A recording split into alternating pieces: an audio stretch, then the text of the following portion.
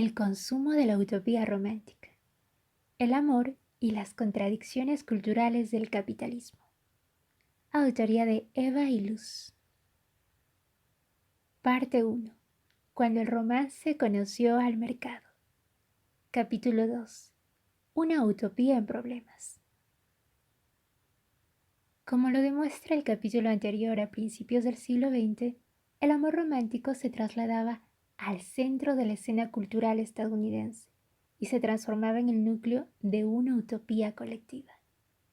En su sentido original, la utopía constituye un dominio imaginario dentro del cual los conflictos sociales se resuelven simbólicamente o se eliminan mediante la promesa de la armonía total, tanto para las relaciones políticas como para las interpersonales.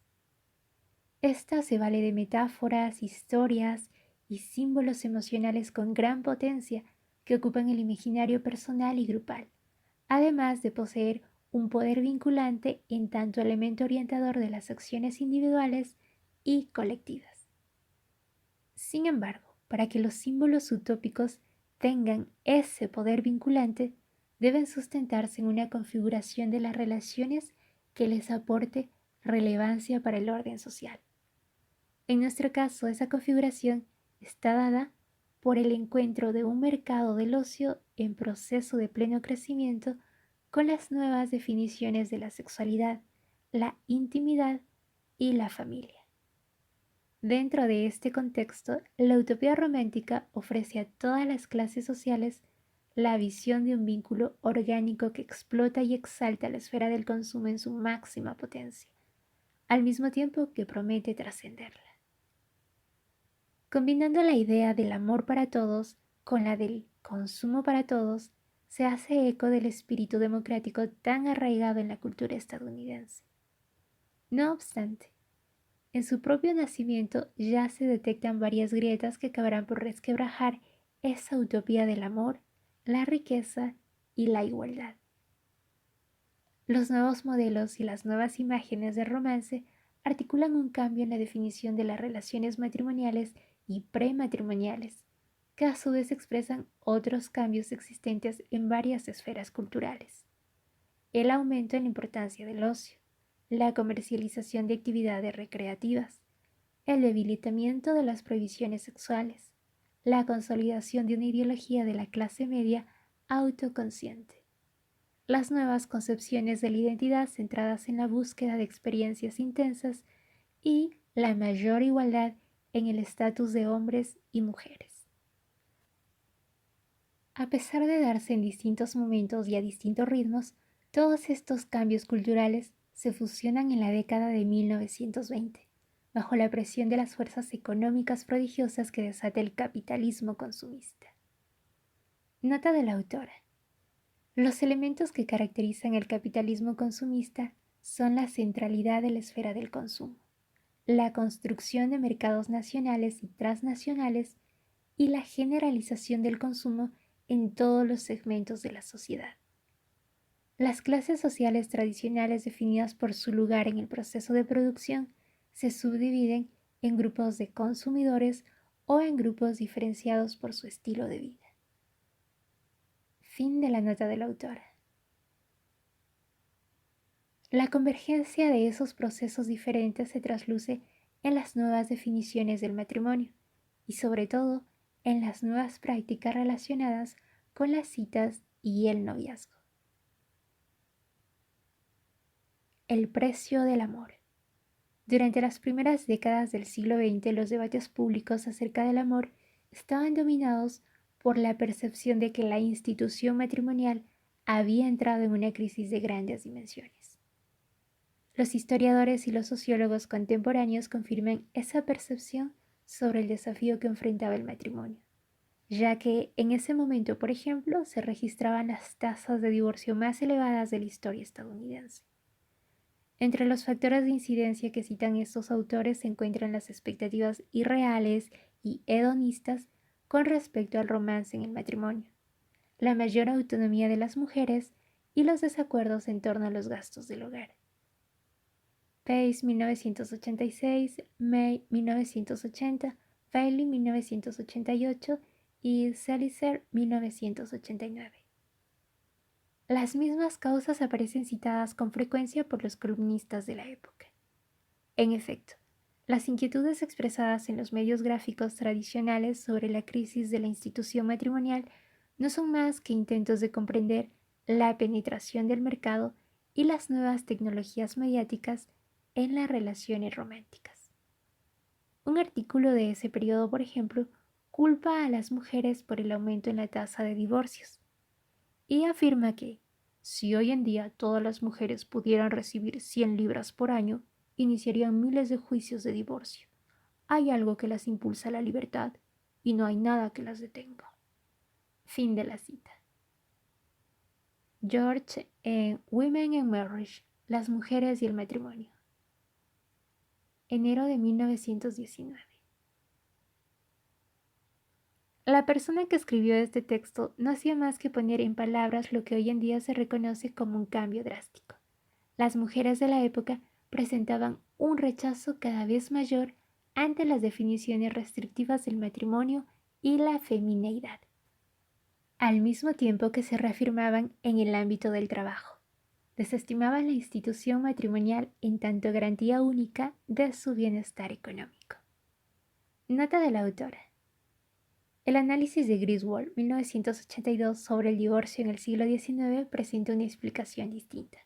Tras examinar el aumento en la tasa de divorcio registrado entre 1850 y 1890 en los condados de Santa Clara y Mateo, California, Griswold sostiene que el fenómeno puede atribuirse al surgimiento y la consolidación del ideal de matrimonio de compañeros, que reducía el poder del patriarcado, elevaba el estatus de las mujeres y hacía hincapié en los sentimientos y la expresividad. Según Griswold, se esperaba que ese ideal desarrollado a partir de los principios republicanos de autonomía y libertad aportara estabilidad a la institución matrimonial, pero tuvo el efecto contrario.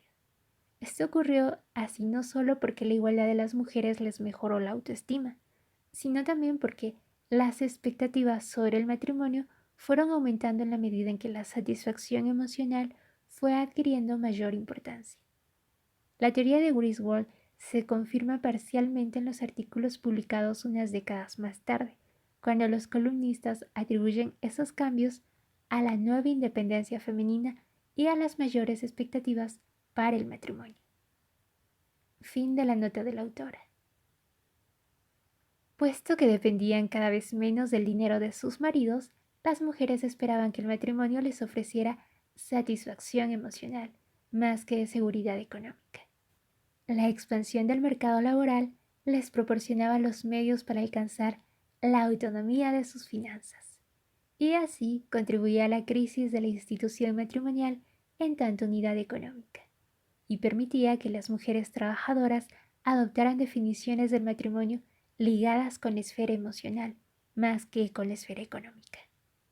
El precio de esta nueva autonomía, se lamentaban las revistas, era el aumento en la tasa de divorcios.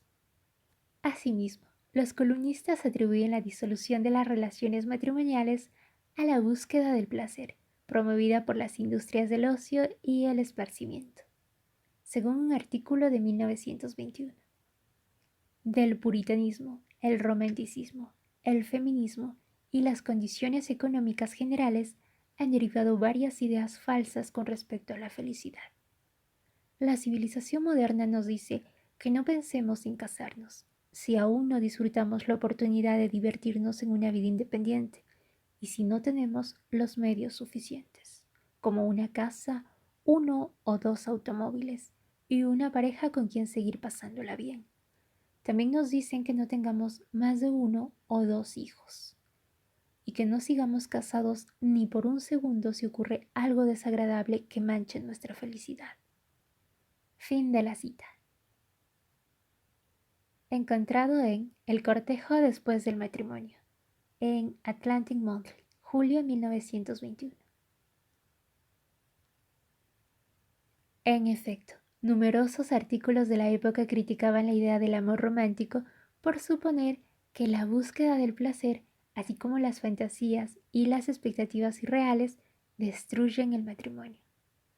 Los mismos autores mencionan los nuevos ideales de la pasión y las emociones intensas como causa del aumento en la tasa de divorcios. Véase, por ejemplo, el siguiente fragmento. En la etapa romántica que antecede al matrimonio, tanto el hombre como la mujer están demasiado excitados y alterados para entender con profundidad lo que están haciendo. Los datos severos y rigurosos de la realidad quedan camuflados por el amor, hasta que incluso se llega a pasarlos por alto. Fin de la cita. Encontrado en ¿Por qué no duran los matrimonios? En Photoplay, octubre de 1927.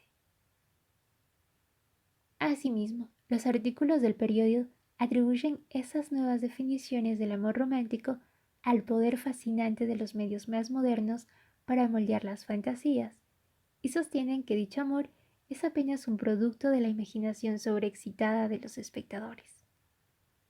Los columnistas de los medios gráficos dan cuenta de los cambios que ocurren a su alrededor mediante el viejo discurso que opone la llamada pasión ardiente a una visión más realista del matrimonio. Como se afirma en un texto de 1928, el problema es la lucha entre el realismo y el romance.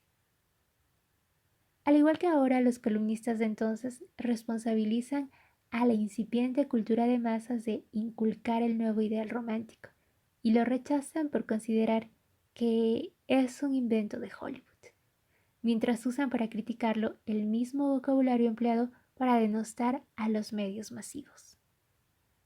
La percepción del romance en tanto entidad puramente ficticia o cinematográfica, que de manera indirecta se veía reforzado por las investigaciones según las cuales el cine moldeaba la cognición y la conducta de las personas, abreva a su vez en una vieja tradición que acusa de cultivar ideas irreales y falsas a las novelas y a otras formas populares de representación romántica.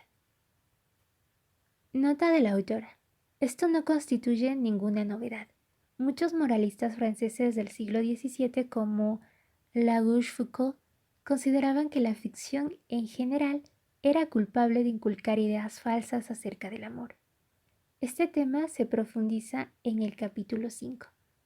Entre los estudios de la época sobre la influencia del cine en la conducta humana se puede mencionar el realizado por Blomer en 1933 y el realizado por Weber en 1939. Fin de la nota de la autora.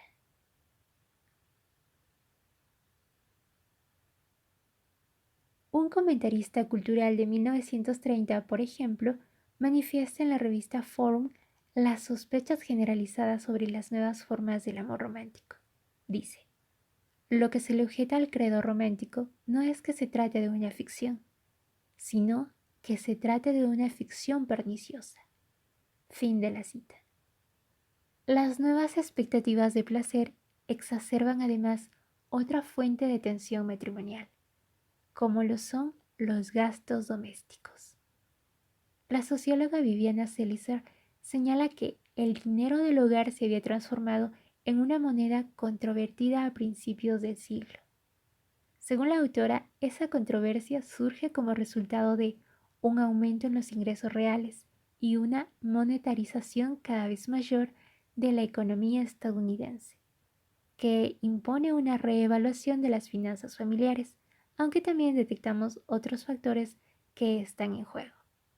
Zelizer, 1989. Tras realizar un análisis de los juicios de divorcio iniciados en Los Ángeles a principios del siglo XX, Eli May, 1980, confirma que las nuevas expectativas sobre el matrimonio depositan en dicha institución una carga que contribuye al aumento sostenido de la tasa de divorcios. A raíz de esas expectativas, las mujeres exigen que sus maridos les ofrezcan diversión, al mismo tiempo que los hombres exigen que sus esposas se esfuercen por ser más atractivas. Las discusiones sobre la administración de los ingresos familiares en general surgen porque las mujeres pretenden gastarlos en actividades de esparcimiento y los hombres prefieren guardarlos en el banco. En 1924, por ejemplo, un abogado especialista en divorcios cita el desacuerdo con respecto a este tema como la causa más común de disolución de parejas. Por lo tanto, llega a la conclusión de que la clave para un matrimonio próspero es que la mujer sea ahorrativa y el hombre sea generoso.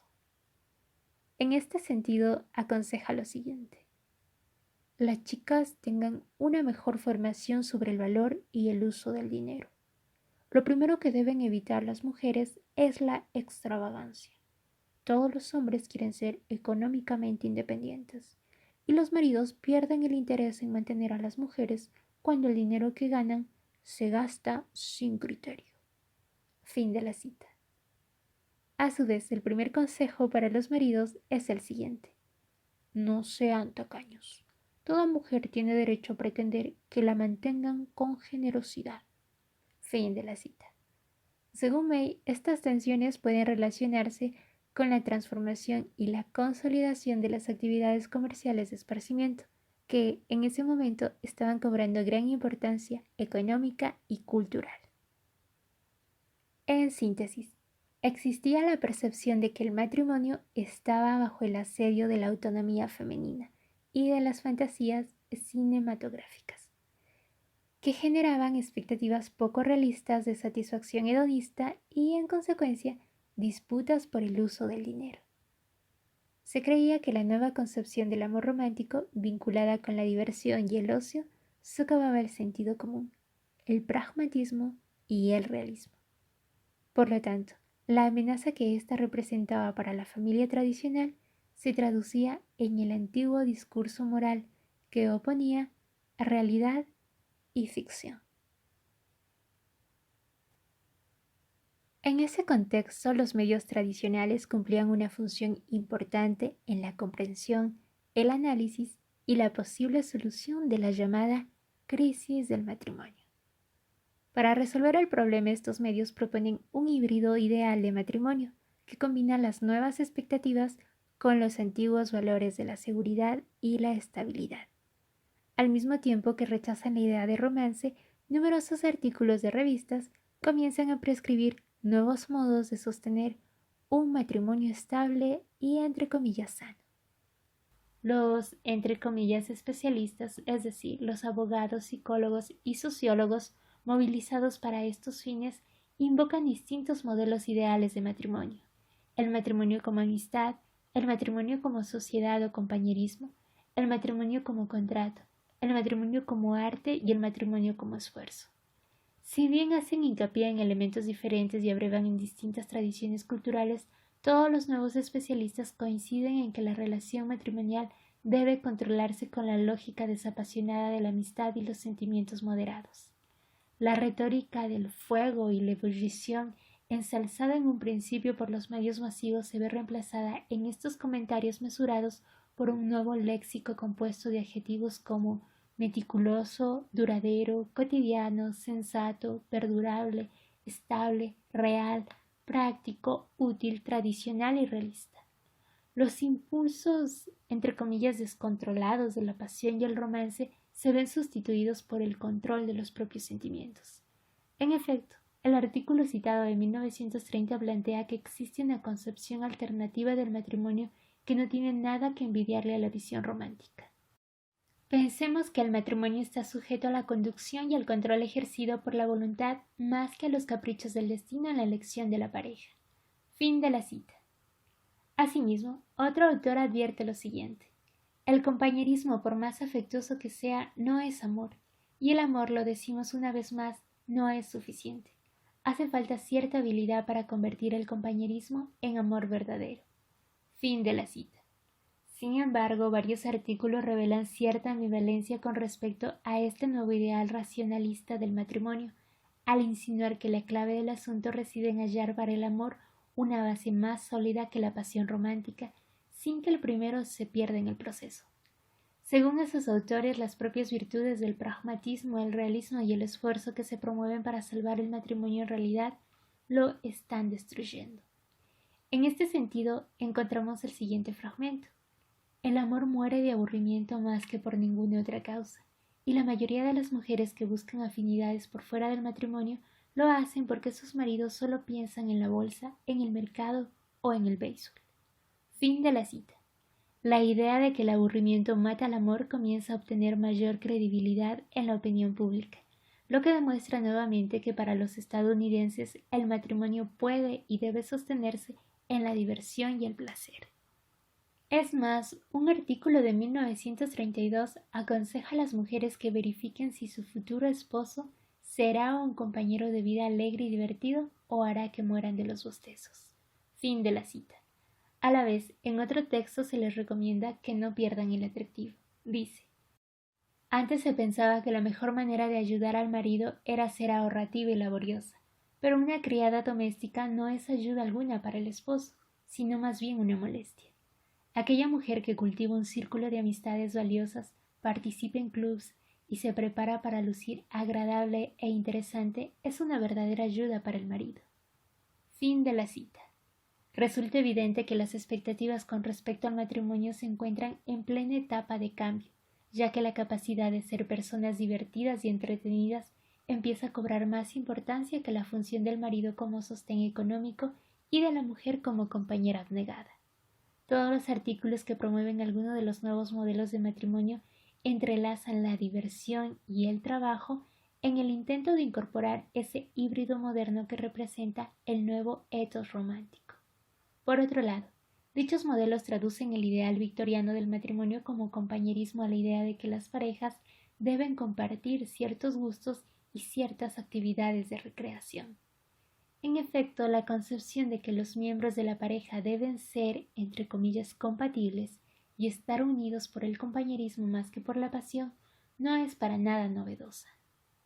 Nota de la autora: según el historiador Lawrence Stone, 1977, dicha idea se remonta a la Inglaterra del siglo XVII. Por su parte, Mintz, 1983, señala la existencia de una ideología claramente articulada en los Estados Unidos durante el siglo XIX que concibe el matrimonio como una relación de compañerismo. Fin de la nota de la autora. No obstante, la nueva noción de compañerismo se basa en una visión hedonista de la pareja, cuya vida en común debe estar salpicada periódicamente por actividades relacionadas con el ocio. Por otra parte, la nueva concepción del matrimonio pretende incorporar un discurso terapéutico emergente que toma prestados modelos provenientes de las ciencias médicas y sociales para explicar la crisis y aplicarla mediante el control racional deliberado y el manejo habilidoso y sensato de las emociones. De acuerdo con esta concepción, para que dure el matrimonio e incluso se mantenga viva la pasión, hace falta, entre comillas, esfuerzo. Así, el nuevo ideal intenta combinar actitudes y actividades que de otra forma no se habrían podido conciliar con demasiada facilidad. Para ser una pareja feliz, entonces, se vuelve necesario combinar la espontaneidad y la premeditación, la capacidad de negociar y el gusto por el, entre comillas, amor apasionado. En virtud de todo esto surge un modelo hedonista terapéutico cuyas frases características son pasarla bien juntos, compartir intereses en común, conversar, conocerse, comprender las necesidades del otro y hacer concesiones mutuas, entre otras. Este nuevo ethos es un híbrido que combina el trabajo y el autocontrol con los placeres asociados a las esferas del consumo y del ocio, y se presenta como resolución cultural de la contradicción entre las demandas racionales de un matrimonio perdurable y las nuevas definiciones hedonistas del amor. Es más, se propone reunir en la figura del matrimonio dos requisitos contradictorios como la estabilidad y la intensidad. Todo galán quiere una mujer tan excitante y eternamente satisfactoria como el ideal que ella misma tenga del romance. Una mujer que pueda ser madre y amante a la vez. Fin de la cita. Encontrado en Los problemas de las chicas en Photoplay, junio de 1927, página 88. En síntesis, por un lado se encuentra la publicidad y las películas que proponen la intensidad en el matrimonio y el amor, alcanzable a través del consumo, mientras que por otro lado las revistas y la nueva psicología popular oscilan entre rechazar ese modelo o aceptarlo bajo la idea de que se puede lograr la armonía entre la intensidad y la perdurabilidad si uno se, entre comillas, esfuerza para ello. Nota de la autora: en el capítulo 6 se analizan las ramificaciones de ese ideal. Fin de la nota de la autora. Los artículos de la revista señalan que la asociación de la relación marital con los valores de placer y la, entre comillas, diversión, si no causa la crisis del matrimonio, al menos la exacerba. Esos valores le asignan importancia y atractivo a la mercantilización del romance en tanto relación de dependencia con respecto al dinero, los bienes y el consumo. Sin embargo, así como este nuevo modelo del matrimonio no logra anular por completo los modelos anteriores basados en la colaboración y en los valores familiares tradicionales, también surge una forma de interacción amorosa donde sí se imponen las normas del hedonismo y el consumismo, a saber, la práctica de las citas románticas. A solas en público. Si bien los historiadores suelen explicar el surgimiento de las citas románticas a fines del siglo XIX como una consecuencia de los cambios en la moralidad sexual, resultaría más productivo concebir ese fenómeno como un modo posible de elaborar la compleja interacción de la cultura y la economía del ocio con las nuevas definiciones de la privacidad y la intimidad sexual. En efecto, la práctica de las citas nace con el aumento del ingreso real que se registra a principios del siglo XX y se define dentro de los límites prácticos y simbólicos del nuevo mercado masivo. Todas estas transformaciones desplazan el encuentro romántico desde los confines familiares del hogar hacia nuevos espacios que son a la vez públicos y anónimos. Al mismo tiempo, esas circunstancias hacen del consumo un elemento inherente a todo encuentro romántico. La mercantilización del romance designa el proceso mediante el cual las nuevas industrias y tecnologías del ocio como el automóvil, el cine, etc., comienzan a definir las nociones incipientes de la sexualidad y la intimidad. Más concretamente, los encuentros románticos quedan enmarcados dentro de los límites temporales, espaciales y materiales que definen las tecnologías y las formas del ocio, ofrecidas por ciertas industrias cada vez más poderosas. Para comprender el carácter novedoso de esta práctica, cabe compararla con las prácticas recreativas comunes en los Estados Unidos durante el siglo XIX. Los habitantes de las zonas rurales, por ejemplo, pasaban el tiempo libre en reuniones informales, como picnics y otras salidas culinarias, combinadas con actividades prácticas comunitarias como la confección de colchas y la construcción de establos, o con ceremonias religiosas como las asambleas evangelistas y los campamentos metodistas. Otras formas populares de esparcimiento eran las ferias, los servicios eclesiásticos y los bailes, que por motivos religiosos se practicaban en grupo más que en pareja. En síntesis, las actividades rurales de ocio eran básicamente comunitarias. Durante el mismo periodo, la clase media urbana estadounidense ocupaba el tiempo libre con visitas a otras familias de su entorno, práctica que tenía su origen en una imitación de las costumbres de la clase alta inglesa. Así, las reuniones formales para tomar el té o cenar constituían una vía de socialización importante dentro del hogar. La moral puritana de la clase media rechazaba las formas públicas de entretenimiento y les atribuía la responsabilidad de degradar las normas morales. De hecho, durante la mayor parte del siglo XIX, el ocio fue uno de los campos principales de la lucha de clases, en el cual la clase media intentó disciplinar a las, entre comillas, clases peligrosas, e inculcarles los hábitos del trabajo racionalizado y la sexualidad reprimida. Esta lucha de clases se torna particularmente visible en el pasaje de las visitas a las citas.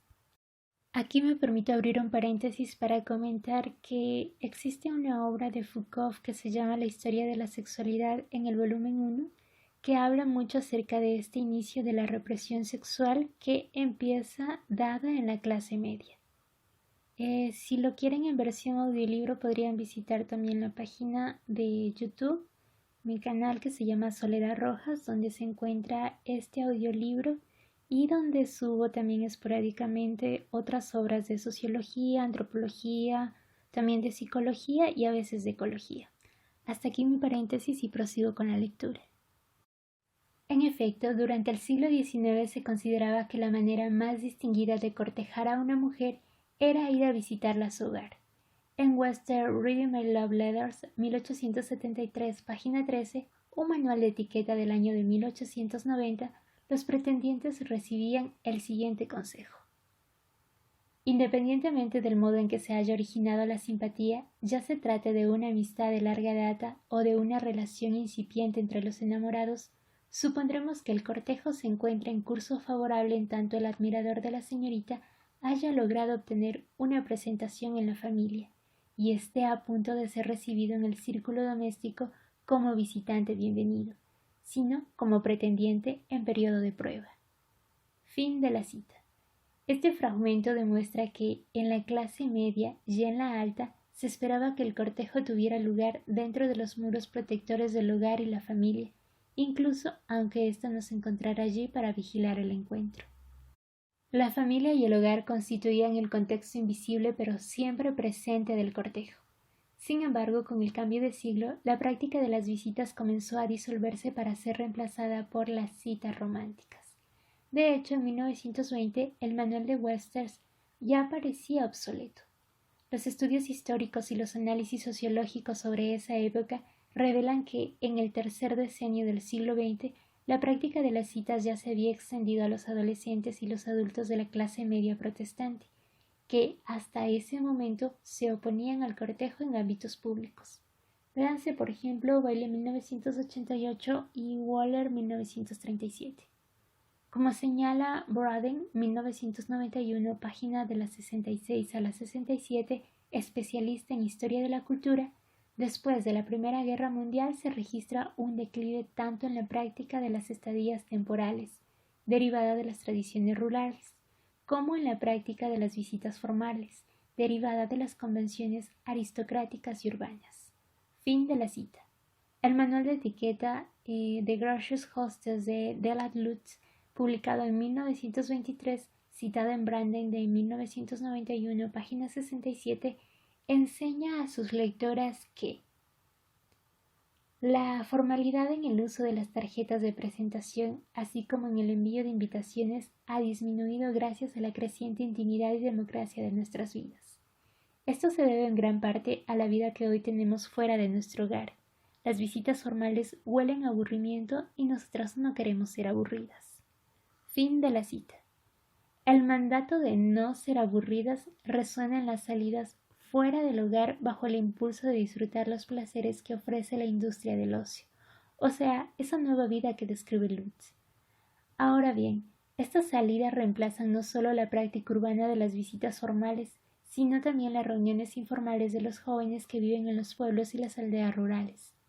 En su estudio sobre el pueblo de Middletown durante el decenio de 1930, Robert y Helen Land, 1957, página 67, observan una tendencia creciente a realizar actividades recreativas en pareja más que en grupos, gracias a la cual las personas solas quedan en una suerte de limbo con más frecuencia en la vida social del decenio de 1920, tan caracterizada por la pareja que una generación antes, cuando la costumbre era visitar informalmente.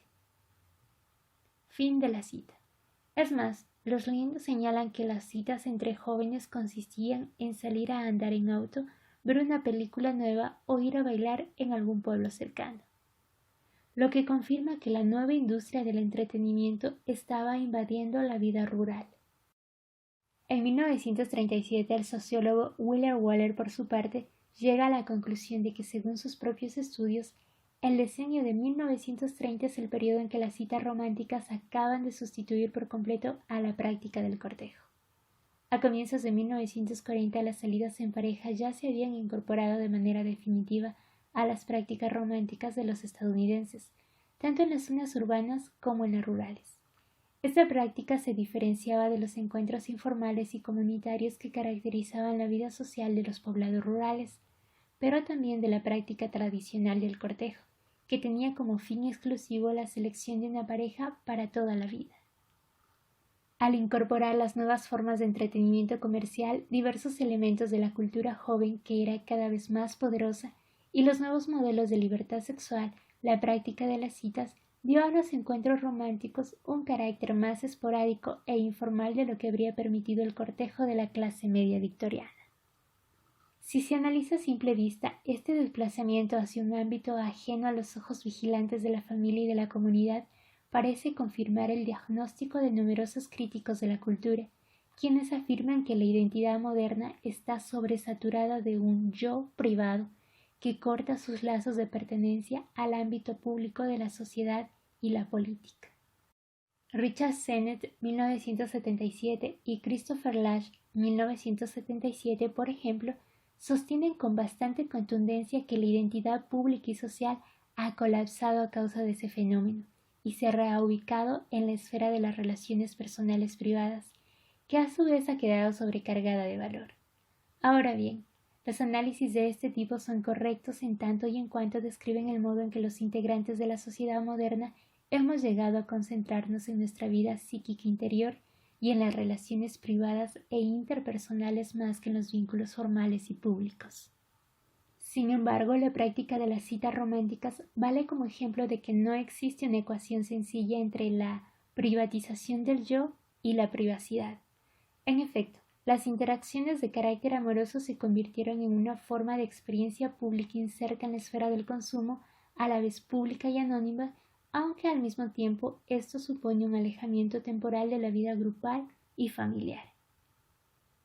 Como señala Bailey, 1988, página 13, la práctica de las citas trasladó el cortejo a la esfera pública al reubicarlo en los restaurantes, los teatros y los salones de baile, cuando antes sus espacios eran las casas de familia y los festejos comunitarios. Fin de la cita. Así, las definiciones modernas del amor lo transformaron en una interacción de naturaleza pública, a la vez que infundieron privacidad en la experiencia interior de ese sentimiento. En síntesis, al reubicar a la pareja en el ámbito público del consumo, el nuevo sistema de salidas románticas reestructura los límites entre el espacio público y el privado, con la creación de islotes de privacidad en medio del primero, que a su vez se ven consolidados por las nuevas tecnologías del ocio. Ahora bien, se podría afirmar que ninguna tecnología tuvo tanta importancia para la capacidad de estar a solas en público como el automóvil, que en esa época recobró la popularidad gracias al modelo Ford T de 2 plazas, puesto a la venta en 1914. Antes de esto, el acceso a los autos se limitaban en su mayoría a las familias de clase alta y media alta, pero con el lanzamiento de ese modelo los coches comenzaron a volverse cada vez más comunes. Después de la Primera Guerra, los propietarios de vehículos automotores sumaban 8 millones, mientras que para 1930 la cifra se había triplicado.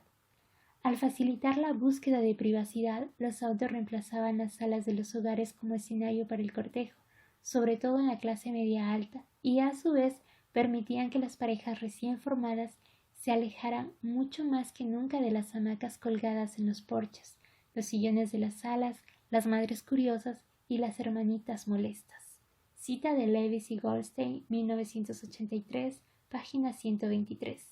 Con lo cual aumentaban las oportunidades de poner en contacto la creciente libertad sexual de la era post-victoriana. Como señala Turner en su Historia de la Galantería, 1954, página 237.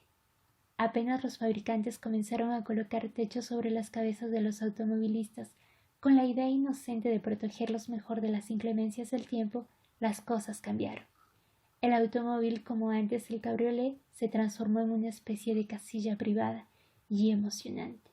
Y una de las leyes básicas de la humanidad, por menos difundida que esté, es que hombres y mujeres no pueden meterse lado a lado en una casilla privada y acogedora sin que comiencen a ocurrírseles ideas raras.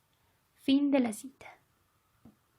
Este concepto se repite en muchas canciones del periodo transcurrido entre 1900 y 1930.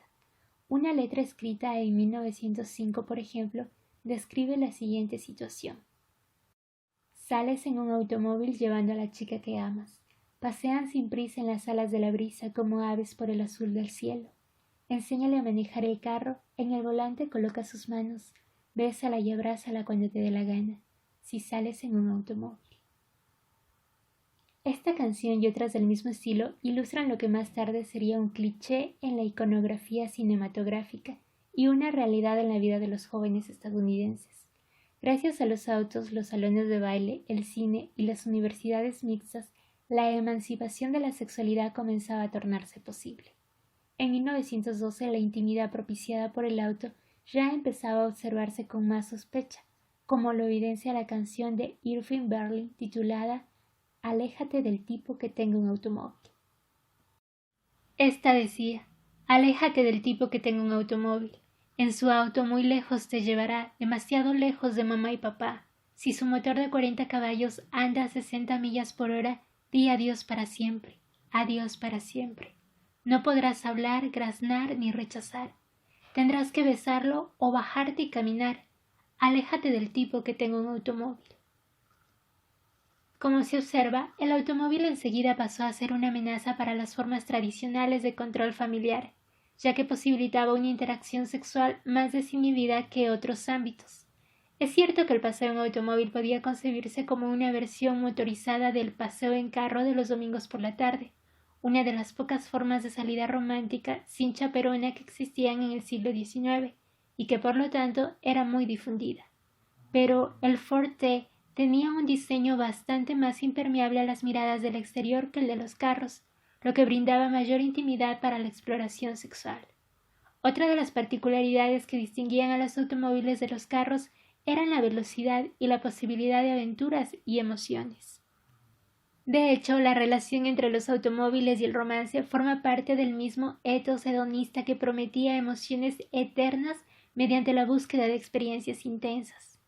Una canción compuesta en 1912 por C. J. Fitzgerald, por ejemplo, proclama lo siguiente: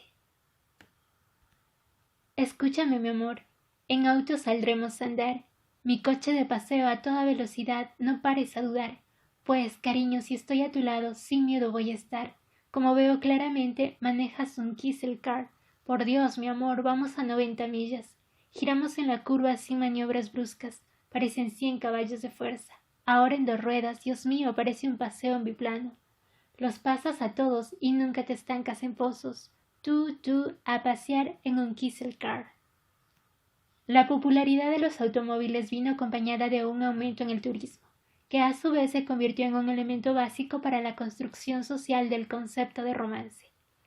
Las mejoras realizadas en las rutas durante el decenio de 1920 y el apogeo de los moteles en el decenio de 1930 ayudaron a fomentar el turismo en los pueblos de Nueva Inglaterra y las ciudades costeras de Florida. En efecto, gracias al auto, las parejas y las familias podían viajar de un día para el otro a lugares donde nadie las conocía. A comienzos de 1930, las visitas a pueblitos y parques nacionales, así como los campamentos al borde de la ruta, ya se habían transformado en formas de recreación muy difundidas. Incluso durante la Gran Depresión, las personas de menos recursos, como las de la clase obrera y media baja, podían irse de vacaciones a los centros turísticos que se ubicaban en las afueras de las grandes ciudades. Por ejemplo, los habitantes de Filadelfia visitaban Atlantic City. Esta democratización de las vacaciones fue un proceso impulsado por distintos fenómenos como la prosperidad económica que siguió a la Primera Guerra Mundial, la reducción de la semana laboral y el auge de los sindicatos durante la era de Roosevelt. En este contexto, el romance y la velocidad formaban parte de la nueva ecuación entre el turismo, las emociones, la intensidad y la aventura. Todas estas temáticas aparecen en una canción de 1913 con el evocativo título de Gitanos de la Ruta. Esta dice: siempre envidié los placeres del trotamundos, la vida despreocupada del que vive en una posada, en una casita aerodinámica, una celestial morada. Cariño, si dices que sí, yo quisiera vivir así, como una pareja de gitanos de la ruta, sin ninguna responsabilidad, silbando canciones de amor y corriendo sin temor, con nuestra casilla detrás, como 2 gitanos de la ruta con nuestro palacio rodante. Podemos ir a México o donde creas mejor. Gracias al señor Texaco tendremos todo el oeste como nidito de amor. Es probable que los tópicos presentes en esta letra, como la naturaleza, la vida de trotamundos, la exploración del lejano oeste y la búsqueda de exotismo, se hayan heredado del ciclismo, un deporte muy popular durante el siglo XIX, y se hayan adaptado a la nueva tecnología automotriz. Más adelante, en el periodo transcurrido entre el final de la Segunda Guerra y la década de 1960, el nexo entre el automóvil y el romance adquirió una importancia especial con la llegada de los autocines y de los restaurantes con servicio por ventanilla. En 1950, la cantidad de autocines en todo el país ascendía a 4.000. lo que ofrecía a los adolescentes enamorados la facilidad de escapar de sus rutinas y de la mirada vigilante de los padres sin tener que gastar mucho dinero. En cuanto a los restaurantes con servicio por ventanilla, se encontraban en las afueras de casi todas las ciudades y vendían comidas económicas, lo que les daba un atractivo especial entre los jóvenes que no contaban con mucho dinero para sus ritos de cortejo. Ahora bien, como ya hemos visto, los automóviles eran inaccesibles para la clase obrera y media baja a principios del siglo XX, pero el cine estaba al alcance de todos. Es más, dado que la clase alta consideraba que las películas eran moralmente impropias, cuando no repugnantes, la clase trabajadora y los inmigrantes constituían el grueso de los espectadores. En ese sentido, Francis Covers, 1983, especialista en historia social, llega a considerar las salidas al cine como una forma de liberación y resistencia contra el aumento de los controles laborales. Por otra parte, ciertos segmentos de la clase obrera gozaban de mayor libertad sexual que la clase media, y en consecuencia acudían en masa a las salas de cine para abocarse a sus juegos amorosos bajo la promesa del romance y la permisividad. Estos espacios ofrecían a los integrantes de la clase trabajadora la privacidad y la intimidad que les faltaban en sus hogares, por lo general muy poblados. Como señala Branden, 1991, página 66, el anonimato y la oscuridad de la sala de cine resultaron ser una bendición para el romance. Fin de la cita. Efectivamente, en numerosas canciones del periodo se evoca la oscuridad de las salas de cine, así como los besos y roces que ésta propicia. Un ejemplo de ello es Cucharita en el cine, una canción de 1914. Esta dice: «Ay, la cucharita en el cine, ha puesto en alza los besos, abraza a tu chica sin mucho apretar, o con toda su fuerza se pondrá a gritar. Ay, la suerte así lo quiso, bésame que estoy en el paraíso. Cuando empiezas aquí, ¿sabes cuándo es así? Cuando empiezas la cucharita en el cine». La siguiente letra de 1919 es aún más explícita, incluso desde el título: «Take your girlie to the movies, if you can't make love at home», o «Lleva a tu novia al cine si no puedes besarla en casa».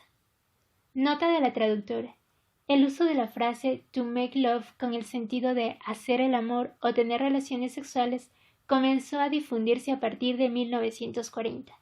Pero antes significaba besarse, cortejar o, como mucho, acariciarse. Fin de la nota de la traductora. Esta canción dice: Beatriz Fairfax aconseja a todos los enamorados. Por eso un día pasó que Johnny Gray le escribió: «Cuando a mi novia quiero cortejar, a sus padres no puedo evitar. Eso me da tristeza. ¿Qué me aconsejas?» Y Beatriz le dijo: «No te des por vencido. Lleva a tu novia al cine si no puedes besarla en casa.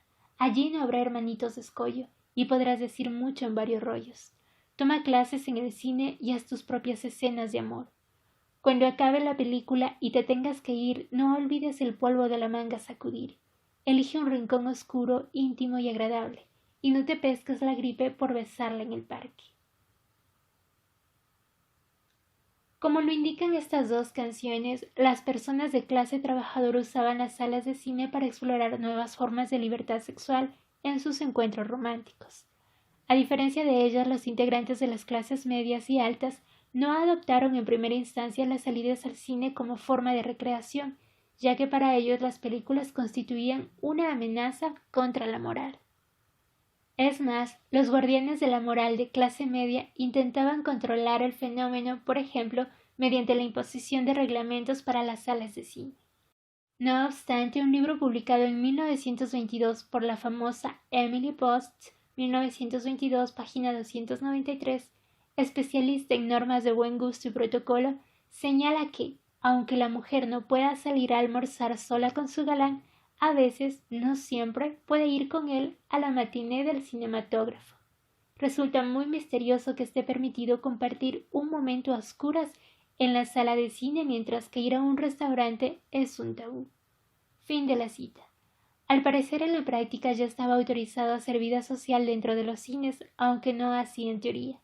Sin embargo, la autorización se limitaba a las funciones de matiné, no a las funciones nocturnas.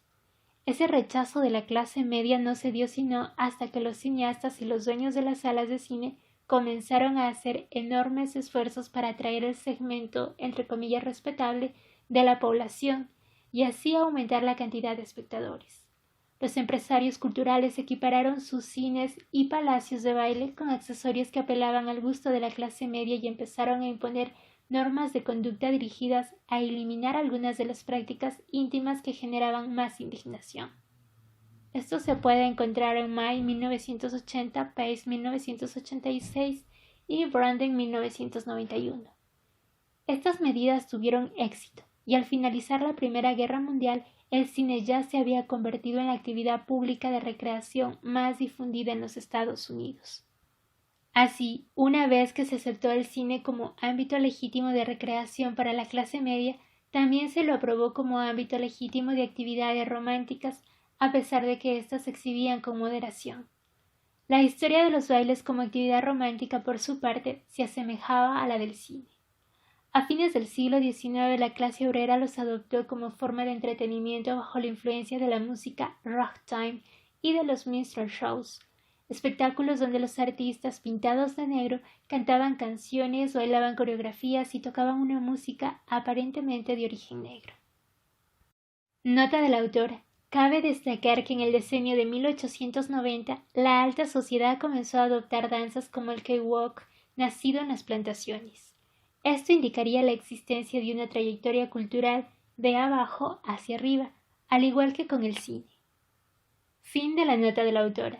Como estas danzas nuevas exaltaban la importancia de la pareja de bailarines más que de todo el grupo social, los voceros de la clase media las acusaban de ser abiertamente eróticas. Si bien la polca de los enamorados, o el trote del pavo, o el besito del conejo y otros pasos desafiaban las represiones y la reserva de los victorianos en público, los salones de baile comenzaron a diseminarse con gran rapidez por todo el país. Las denuncias de los puritanos no lograron evitar el aumento radical en la cantidad de danzas ni demorar la construcción de los nuevos salones. En 1910 ya existían al menos 500 salones de danza y 100 academias de baile, que ofrecían clases a los jóvenes entusiastas. En esos, entre comillas, palacios de baile, los miembros de la clase trabajadora tenían la oportunidad de mejorar sus aptitudes coreográficas, pero también de hacer vida social y experimentar con el galanteo. A cambio de pequeños favores sexuales, las mujeres de la clase obrera esperaban ser, entre comillas, agasajadas por los hombres de su misma clase, que cobraban salarios más altos. Ahora bien, a medida que los propietarios de los salones de baile fueron haciendo las reformas necesarias para que se adaptaran más al gusto de la clase media, esta modalidad de recreación fue adquiriendo mayor popularidad y se volvió legítima, aunque con frecuencia existía un grado de segregación. De hecho, en el decenio de 1930 los salones de baile se encontraban entre los ámbitos más difundidos para las reuniones de jóvenes y las actividades de cortejo. Sin embargo, hasta que se transformaron en un elemento clave de la cultura aceptada por la clase media, las prácticas románticas y recreativas de la clase obrera presuponían un nivel de permisividad sexual y de demostración de los sentimientos que era incompatible con dicha cultura. En efecto, como ya se ha señalado, el origen de las salidas románticas que hoy en día constituyen la actividad amorosa por excelencia en todos los segmentos de la sociedad estadounidense se remonta a las necesidades de la clase trabajadora, en cuyos hogares resultaba imposible la práctica de las visitas debido a la falta de espacio y de privacidad. Como afirma Bailey, 1988, el único ámbito en que podía hacer vida social una pareja de clase obrera era afuera. Así, el aumento en la oferta de actividades recreativas comerciales contribuyó a difundir las prácticas de las citas, ya que los jóvenes tenían diversos lugares a donde ir. Irónicamente, fueron los propios empresarios capitalistas quienes generaron una ruptura en la moral reformista de la clase media. Al orientar sus empresas hacia el mercado masivo del ocio, estos construyeron alianzas comerciales muy prósperas con la, entre comillas, refinada clase media para desarrollar actividades recreativas que en última instancia resultaban incompatibles con esa moral. Para mayor información puede consultarse en Canson 1981. Es más, esas formas de entretenimiento en gran parte constituían una burla explícita al supuesto refinamiento de la clase media. Como señala John Canson, el famoso parque de diversiones de Coney Island, por ejemplo, marcaba el ingreso a un mundo que estaba en contra de valores como el ahorro, la sobriedad, la laboriosidad y la ambición, para fomentar, en lugar de ello, la extravagancia, la alegría, la despreocupación y el jolgorio. En este sentido, Coney Island representaba el auge de una nueva cultura de masas que ya no se atenía a la lógica del refinamiento y que reclamaba para sí su propio espacio democrático. Fin de la cita.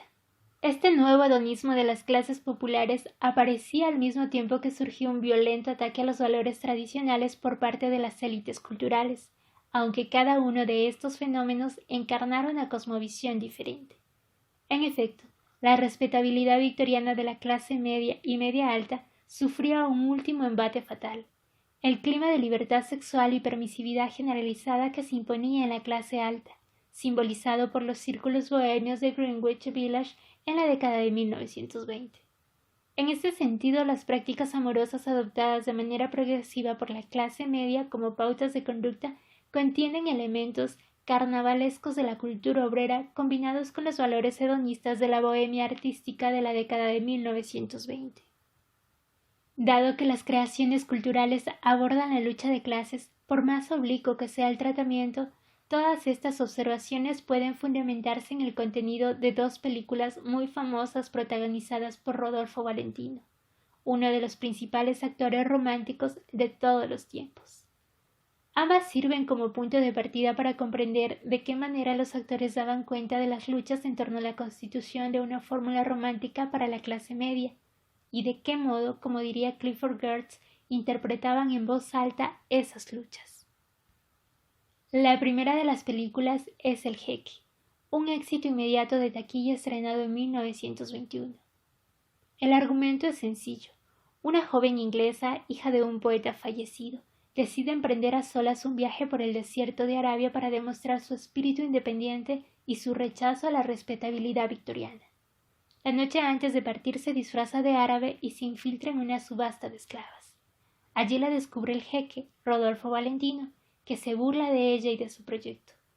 Cuando inicia el viaje por el desierto, el jeque la secuestra e intenta obligarle a casarse con él. Al principio ella se resiste, pero de a poco va cediendo, primero porque el jeque es un déspota y tiene mucho poder, y luego porque se da cuenta de que en el fondo es, entre comillas, buena persona. En el cambio de opinión de la protagonista influye también la intervención activa de un amigo del jeque, europeo y refinado, que está de visita. Cuando la joven por fin se entrega al amor que siente por el jeque, descubre que él no es árabe, sino hijo de un inglés y una española que murieron en el desierto durante su infancia. Los valores como el exotismo y la aventura, representados en la película, coinciden con el ethos antivictoriano que amenaza el legado puritano de la cultura estadounidense a partir del decenio de 1920. El filme es un intento de responder la pregunta sobre la naturaleza de lo femenino y de lo masculino, y sobre el vínculo que debería unirlos. En él se rechaza de plano la concepción de la mujer como objeto y del matrimonio como contrato de compra-venta, puesto que se muestra la venta de mujeres como una costumbre explícitamente, entre comillas, salvaje. Sin embargo, la película no asimila la personalidad dominante del jeque ni el carácter desafiante de la mujer frente a las normas atribuidas a su identidad sexual.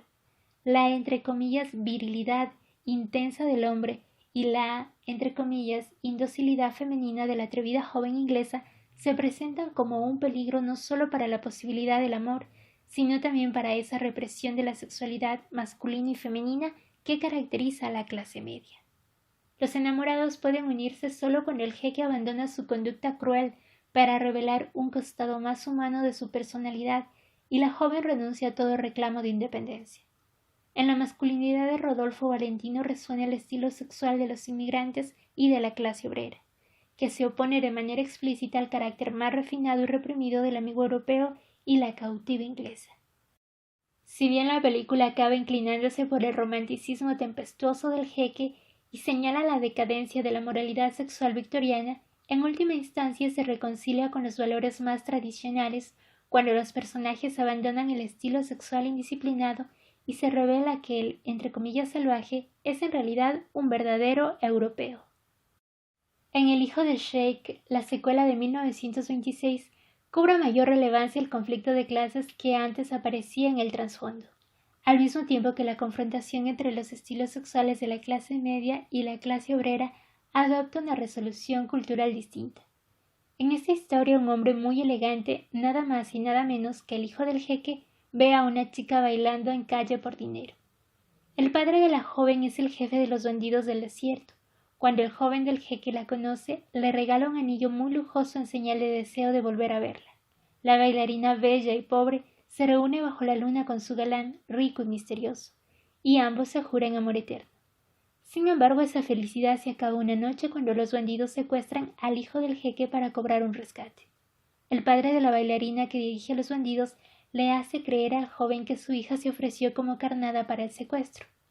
Una vez que los amigos del joven lo rescatan, el resto de la película transcurre en torno al conflicto entre su deseo de venganza frente a la traición y los intentos vanos de ella por demostrar que es inocente. A su vez, en la primera línea argumental se entrecruzan dos argumentos secundarios paralelos que dificultan aún más el encuentro de los enamorados. Mientras que el jeque quiere casar a su hijo con la prima europea de su esposa, el padre de la bailarina intenta casarla con un hombre mayor que tiene mucho dinero. A todo esto, el hijo del jeque atrapa a la bailarina y trata de forzarla a confesar la traición. La hostilidad se ve intensificada, pero al final él la libera y le da algo de dinero. La bailarina le arroja el dinero en la cara, revelando así que ella no había actuado con fines mercenarios, y el hijo del jeque descubre la mentira del bandido. Al final de la película, el hijo del jeque mata al padre de la chica, y los jóvenes se ven cabalgando juntos hacia un futuro radiante y pleno de felicidad. Como se podrá observar, esta historia representa de manera más notoria el conflicto entre el romance y el control de los padres, que en la historia anterior no aparecía de modo tan manifiesto porque los padres de ambos protagonistas habían fallecido. En lugar del intercambio tradicional de mujeres entre dos hombres, aquí se reafirma sin concesiones la autonomía de la pareja, incluso a costa del padre de la chica que muere asesinado y del jeque cuya autoridad se desafía. Es más, mientras que la heroína valiente y atrevida de la película El jeque pertenece por completo a la clase aristocrática a la que solo desafía en apariencia, la protagonista de El hijo de Sheik pertenece sin ninguna duda a los bajos fondos. Lejos de tener un aspecto respetable, la bailarina danza en las calles por dinero y usa un atuendo lleno de joyas que deja expuesta gran parte de su cuerpo. La película cubre con el velo del exotismo al estilo liberado y levemente estrafalario de la clase obrera a fin de tornarlo más dirigible y legítimo para el público de clase media. El trasfondo de la lucha de clases se confirma en la oposición que construye la película entre el personaje de la bailarina y el de la europea refinada, bella y aristocrática que el jeque ha elegido para su hijo. Cuando este último se inclina por el estilo extravagante y seductor de la bailarina callejera, se expresa un mensaje que en la primera historia era ambiguo, a saber, que el refinamiento de la clase media fracasa ante la libertad que caracteriza el estilo y la ropa de los, entre comillas, bajos fondos. Otro tema de la película en relación con la lucha de clases es la, entre comillas, venalidad femenina. En efecto, con una ideología que proclamaba la supremacía del amor y repudiaba las consideraciones económicas en el momento de formar pareja, este asunto se estaba volviendo cada vez más apremiante en una sociedad que glorificaba la belleza de las mujeres y las incorporaba al mercado, pero les negaba el acceso libre a la esfera laboral y a los recursos económicos. ¿Era cierto que a las mujeres solo les interesaba el dinero de los hombres? En el propio núcleo argumental de la película se encuentra la supuesta venalidad de la bailarina y su esfuerzo por probar que es inocente. Hay que esperar hasta que ella arroje el dinero de él y demuestre un desinterés genuino para que la historia de amor pueda retomarse y el filme pueda terminar. Como se ha visto, estos dos éxitos cinematográficos de la década de 1920 sirven de ejemplo para demostrar que las luchas culturales por la constitución de una fórmula romántica para la clase media se daba en el ámbito público, aunque se apelaba al concepto de exotismo para disimularlas. Asimismo, las películas confirman que las prácticas amorosas de la clase trabajadora abrieron una brecha en el refinamiento tradicional de la clase media. Es más, en el segundo caso resuenan las preocupaciones culturales acerca del carácter interesado de las mujeres, aunque en la película se llega a un final feliz porque la joven puede demostrar de manera persuasiva que las riquezas de su amado les son indiferentes. La capacidad de la nueva industria del entretenimiento para imponerse en los hábitos culturales de la clase media queda demostrada por esta legitimación de las formas románticas correspondientes a la clase trabajadora y a los inmigrantes, que son reapropiadas en las prácticas comerciales de recreación dirigidas a todos los estratos de la sociedad. La institución de las citas románticas tiene como fuente el deseo de todas las clases sociales de participar en este nuevo ámbito del ocio, pero también proviene de otros cambios culturales igualmente profundos, como la distensión de los controles familiares y de la moral sexual. En un lapso bastante breve, las prácticas de recreación y de encuentro amoroso que antes se repudiaban con firmeza pasan a formar parte de las normas de conducta aceptables para la clase media. La asistencia a espacios de recreación como los cines, los salones de baile y los parques de diversiones satisface la necesidad y el deseo de intimidad que sienten los estadounidenses en el periodo postvictoriano, necesidad esta que a su vez estimulan los empresarios y la industria publicitaria con el fin de ampliar sus mercados. De esta manera, los intereses de los empresarios culturales, junto a las imágenes y los bienes ofrecidos por el mercado del ocio, se entrelazan con el deseo de los consumidores que buscan nuevas fórmulas de romance y un, entre comillas, leve erotismo. Esta incorporación del romance al mercado se logra mediante un proceso de mercantilización.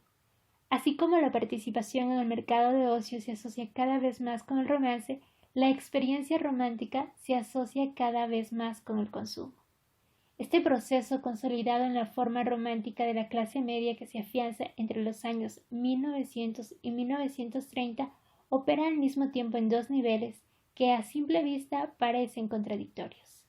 En efecto, dicha fórmula supone que el encuentro romántico debe darse al margen de la familia y de la sociedad, lo que le presta la apariencia de estar menos controlado por las normas sociales, pero en simultáneo la misma fórmula reinserta a la pareja en la sociedad por la puerta de atrás, en tanto la coloca en la esfera anónima y abstracta del intercambio de bienes.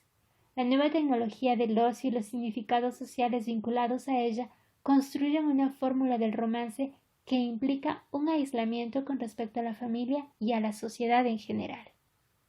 Sin embargo, lo paradójico es que esta experiencia del aislamiento no se logra apartando a la pareja de su ámbito social, sino incitándola a participar de lleno en el ámbito comercial y público del ocio. Las citas románticas y el espíritu del consumismo. Al mismo tiempo que el romance se libera de ciertos controles sociales, el dinero lo ata al mercado mediante múltiples actos de consumo, que con frecuencia resultan invisibles. En efecto, el dinero desempeña una función importante en el proceso de redefinición del intercambio romántico, con lo que queda inaugurada una economía política del romance. En términos generales, la economía política puede definirse como el estudio de los modos en que la organización de la economía configura, conserva y afianza la distribución desigual del poder en las relaciones sociales. Lo que aquí se denomina economía política del romance sería entonces el modo en que las relaciones de clase posibilitaron y sostuvieron la incorporación del romance a las prácticas económicas de la esfera del consumo. Nota de la autora. Para el término economía política, como se ve, el significado del término no es el mismo que usa Marx en El Capital, donde se critica a los economistas políticos por considerarse que son los que sostienen el capitalismo. Fin de la nota de la autora. En este marco nos preguntamos si la nueva matriz cultural y económica sirvió para profundizar o para aliviar las diferencias sociales, si excluyó a la clase obrera de los tipos de citas románticas que la clase media consideraba, entre comillas, legítimos, como había sucedido con las visitas, o si por el contrario facilitó su integración al nuevo orden de la clase media. Dado que las respuestas no son para nada directas ni sencillas, nos limitaremos a ofrecer algunas hipótesis tentativas y algunos rumbos preliminares de investigación. Como ya se ha visto, el consumo se incorpora a las prácticas amorosas con la ayuda de los medios masivos, cuando se difunde la idea de que la, entre comillas, seducción se logra y se conserva mediante la compra de productos que exalten el yo. La comercialización de esos productos insiste en la temática del amor como justificación última. Por otra parte, el romance comienza a identificarse cada vez más con la participación en el ámbito cultural del ocio y el entretenimiento. Ahora bien, por su propia naturaleza, esos dos objetos de consumo, los productos de belleza y los servicios recreativos, suponen la importancia central del dinero en los encuentros románticos, tanto antes de la cita como en su transcurso. Las representaciones típico-ideales de la cita romántica dan por sentado que las partes tienen acceso al dinero y al ocio, con lo cual requieren no solo una renta disponible, sino también de aquello que Veblen identifica como un bien de valor fundamental, el tiempo libre. En palabras de Mayer, 1980, que dice: el cultivo del romance no es barato. Fin de la cita. Estos requisitos no pasan inadvertidos para las personas involucradas. En efecto, el contraste entre las concepciones viejas y nuevas del romance constituye el tema de muchos artículos, gran parte de los cuales escritos por hombres señalan que la diferencia principal entre las prácticas amorosas de ahora y las de antes radica en el costo. Antes no se necesitaba dinero para cortejar a una mujer. Los hombres se quejan de las nuevas reglas impuestas para el juego del romance y lamentan que las mujeres no salgan con aquellos que no tienen suficiente dinero para llevarlas a algún lugar emocionante. En un artículo de la revista Photoplay publicado en 1930 se puede leer lo siguiente: hoy en día la diversión empieza a 90 kilómetros por hora, y la primera nube que empaña el romance llega cuando él comienza a preguntarse si le quedará dinero para el permiso de matrimonio después de pagar la consumición mínima. Fin de la cita. Otro joven define el romance de sus padres como una historia de pobreza y de amor en la juventud de largos años de espera. Fin de la cita. Según este autor, el cortejo de los padres se dio cuando iban a los bailes comunitarios en los graneros, a los paseos de heno, a preparar jarabe de arce en primavera, cuando empezaba a brotar la savia de los arces, a los picnics de la escuela los domingos, a patinar en los lagos congelados, a asar maíz, a las fiestas de noche de brujas y de visita a la casa de ella. Fin de la cita. En efecto, detecta con claridad que los encuentros románticos informales y comunitarios del pasado están desapareciendo para ser reemplazados por formas de esparcimiento comerciales e individualistas. Todas las descripciones que hacen estos hombres sobre las citas siguen un modelo fijo. Por ejemplo, en otro artículo de 1930 se detalla cómo proceden las nuevas salidas románticas y cuál es el costo percibido. Este dice: íbamos a cenar en el Ritz a ver el estreno de artistas y modelos, y luego a bailar en el Central Park Casino. A mí, que soy inocente, me pareció bastante modesto, pero si una salida modesta en Nueva York cuesta $75,30, yo soy Santa Claus. Fin de la cita. Y también encontramos el siguiente relato. Salí con Edna 4 meses. Fuimos a restaurantes caros, gastamos mucho dinero en entradas de teatro, rosas, chocolates, viajes en taxi, paseos a Coney Island y estrenos. Fin de la cita. Asimismo, las canciones se hacen eco de esta preocupación, como se observa en la siguiente letra. Johnny invitó a Geraldine a salir para pasarla bien, y en 2 cigarros $1 gastó al sentarse en un cabaret. Tráenos 2 bebidas, le dijo al mozo que se acercaba, y 1 hora más tarde Geraldine le dijo al oído: si para ti esto es pasarla bien, llévame a mi hogar. Johnny miró atontado y dijo: la noche acaba de empezar, al cine te voy a llevar y juntos vamos a disfrutar. Conozco al dueño de ese lugar que nos puede dejar pasar. Geraldine lo miró a la cara y triste se puso a llorar. Si para ti eso es pasarla bien, llévame a mi hogar. Es probable que en la clase obrera esta preocupación por la capacidad de pagar una salida romántica tuviera que ver con la costumbre de, entre comillas, invitar a las mujeres. En algunos segmentos de esta clase, las mujeres cambiaban las invitaciones a distintos espacios de entretenimiento como el teatro, los parques de diversiones y los bares por pequeños favores de índole sexual, como besos, caricias y en algunos casos el coito. Así, mientras las mujeres competían por ser atractivas y seductoras, los hombres competían por ser capaces de afrontar el precio de las prácticas recreativas. Nota del autor. La novela Una tragedia americana de Dreiser, publicada en 1925 y muy famosa en su momento, ilustra perfectamente esta forma de interacción, centrada en la capacidad del hombre para entretener a la mujer y ofrecerle los nuevos lujos del mercado masivo. Fin de la nota del autor. La fórmula romántica estándar de la clase media, según la codificación de la cultura media y popular, requería el consumo de bienes de lujo asociados con el estilo de vida de los ricos, tales como los viajes en taxi o las salidas al teatro y a los restaurantes, pero también el de bienes entre comillas baratos, de producción masiva, tales como los paseos a los parques de diversiones o al cine. No obstante, las citas entre comillas con prestigio siempre resultaban costosas, dado que exigían un desembolso considerable. En un artículo de 1924, el autor se queja de la siguiente manera por el costo demasiado elevado de las citas románticas. Dice: como casi todos los hombres de entre 18 y 30 años, he invertido mi renta disponible en la variedad de cosas que hoy en día parecen requerir las chicas. Mis compras alcanzan un promedio de $1,000 por año o 20 por semana. Fin de la cita. Este tipo de problema era común entre los hombres que llegaban de los pueblos a las grandes ciudades y buscaban relaciones ofreciendo a las mujeres la diversión que ellas esperaban. Sin embargo, los solteros que contaban con un ingreso modesto no lograban mantener en el tiempo el nivel de gastos que implicaba la práctica regular de las citas. La entre comillas moraleja de la historia era que quienes no podían hacer frente a esos gastos corrían el riesgo de ser objeto del rechazo femenino. Aunque la práctica de las invitaciones era más generalizada en la clase obrera, los artículos citados indicarían que los hombres de clase media debían responder a la misma expectativa de esparcimiento, salvo que los costos eran mayores y la devolución del favor por parte de las mujeres era menos probable. En efecto, muchos textos de la época sugieren que los hombres, sobre todo aquellos que procuraban alcanzar cierta holgura económica, se sentían usados y perjudicados por esta nueva economía del amor, que otorgaba un papel central a los bienes y servicios de esparcimiento en el proceso de seducción.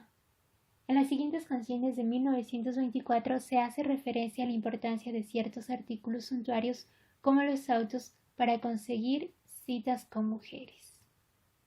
Esta nos dice: si una noviecita tienes y la quieres seducir, dile que tienes un auto y no deberás mentir. No les importa cómo eres, solo el auto que manejas. No les importa qué haces, solo si subir las cejas. Así son las chicas de hoy. Ray era un tipo del montón. Por más que intentaba conseguir chicas, no lograba. Nunca muy lejos llegaba, porque un auto le faltaba y a las chicas pasear les encantaba. Hasta el último centavo ahorró y un pequeño Chevrolet se compró. Si bien los automóviles ya eran bastante comunes en este momento, tenían un precio que los dejaba fuera del alcance de muchas personas. Y aunque la fórmula romántica de la clase media incorporaba algunos modos de entretenimiento más económicos, esas actividades no eran aceptables y estaban disociadas de ciertos bienes que otorgaban estatus. Así, muchas personas de ingresos bajos y medios quedaban excluidas, al menos en parte, de la nueva utopía romántica, dado que el costo de las salidas era elevado y el objetivo ya no era casarse, sino lograr cierto grado de intimidad temporal, con lo cual el acto de consumo podía repetirse, y de hecho se repetía con más de una pareja. En síntesis, los integrantes de la clase trabajadora y de la clase media baja quedaban fuera del ideal prototípico y glamoroso de la cita romántica.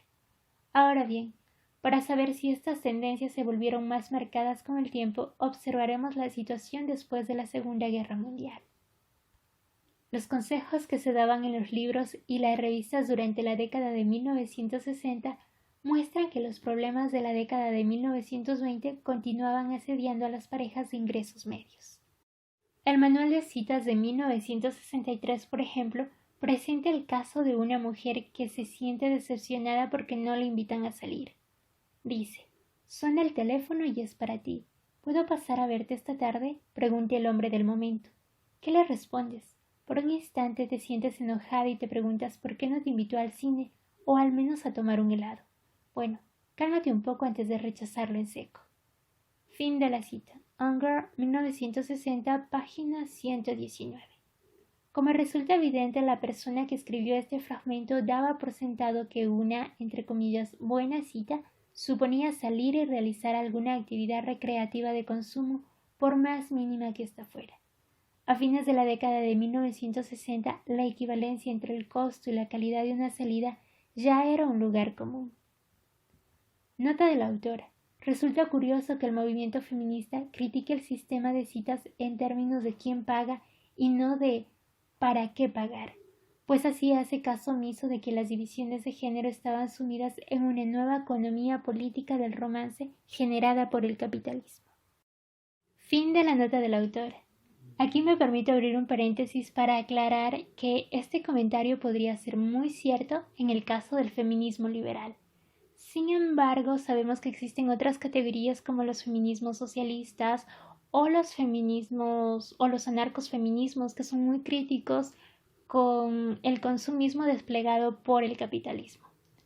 Además, aprovecho esta oportunidad, ya que la autora tocó el tema del feminismo, para aclarar el por qué este libro se encuentra dentro del canal de audiolibros feministas. Si bien es cierto que la autora recalca que ella no analiza en este libro el tema de sexo genérico y amor, sino más bien que se enfoca en clases y amor, me parece que este es un libro clave para la deconstrucción del amor romántico, al menos en mi caso así lo fue, y por eso he decidido compartir este libro dentro de audiolibros feministas. Hasta aquí mi paréntesis y prosigo con la lectura. Así, en el libro El arte de las citas de 1967, dirigido a estudiantes secundarios y universitarios, se establece una clara división de los gastos que deben realizar los hombres y las mujeres. A los varones les corresponde pagar el transporte, la comida y el entretenimiento, mientras que a las chicas les toca organizar fiestas. En cuanto a los gastos en ropa y artículos de belleza, corresponden a ambos géneros. Esto implica que los actos de consumo previos a la cita, como la compra de ropa y artículos de belleza, al igual que los realizados durante la cita, como el uso de transporte y la compra de comida o entradas a algún espectáculo, constituían elementos, entre comillas, naturales e intrínsecos del sistema en cuestión. Es más, la juventud del público al que estaba dirigido este manual indicaría que el segmento demográfico dedicado a estas prácticas estaba variando y que la edad, así como la clase y el origen étnico de quienes participaban en la fórmula comercial del romance, no había dejado de extenderse desde principios de siglo. A su vez, esto implica que las inquietudes económicas propias de los varones adultos en la década de 1920 se estaban transfiriendo a los jóvenes adolescentes de la década de 1960, cuyos problemas para cumplir con los requisitos de las salidas tenían que ver con que aún no estaban plenamente integrados al mercado. En el mismo libro encontramos el siguiente fragmento. Tanto los chicos como las chicas tienen muchos gastos en la cita. Para algunos adultos jóvenes esto es un verdadero problema y para otros un verdadero desafío. Se trata de lograr que las citas sean económicas y al mismo tiempo interesantes. Si uno tiene una cantidad limitada de dinero, hay maneras de ganar más o de recortar los gastos en las citas. El dinero es necesario. Se necesita para estudiar y para estar elegante, para comprar regalos o incluso para vestirse, aunque no hace falta tener muchísimo para pasarla bien en una cita. Fin de la cita. Duval, 1967, página 140. Como se observa, la actitud del amor en relación con el dinero es ambigua. A pesar de calmar a sus lectores con la afirmación final sobre la posibilidad de pasarla bien sin gastar mucho, también transmite el mensaje de que el dinero es necesario para el sistema de citas, de que gastar poco en una cita puede ser muy difícil y de que la norma son las salidas onerosas. De hecho, su libro de consejos trata de ayudar a los jóvenes que deben lidiar con el asunto. La conclusión de que el poder adquisitivo de la clase media era un requisito para cumplir con los estándares de las citas es válida no solo en términos de la cantidad de dinero necesaria, sino también en función de los modales que se consideraban apropiados para los ritos de consumo. La fórmula legítima del romance exigía no solo cierta holgura económica, sino también cierta familiaridad con los, entre comillas, buenos modales. Si volvemos a las primeras décadas del siglo XX, encontraremos una publicidad de 1923 para un manual de protocolo y etiqueta. En ella se describe cómo se va arruinando una cena romántica a medida que cada uno de los comensales va detectando pequeños defectos en la conducta del otro. Dice, él la había invitado a cenar y ella había aceptado. Ahora sentados uno frente al otro, empezaban a ver detalles que antes no habían advertido. Comenzaban a verse por primera vez como realmente eran. Ella nota con un dejo de decepción que él no es un hombre tan culto como parecía. ¿Por qué será que ella es tan torpe con el tenedor? ¿Por qué parece tan nerviosa, tan incómoda?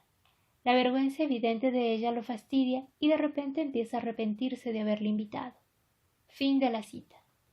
Este aviso que da por sentada la cena como parte de una cita combina el tópico de los nervios, comunes en toda salida romántica, con una retórica de clase que supone que todo encuentro de este tipo requiere la comodidad, la tranquilidad y los buenos modales asociados con el entre comillas refinamiento de la clase media, así como cierta familiaridad con las formas de consumo propias de una posición social elevada.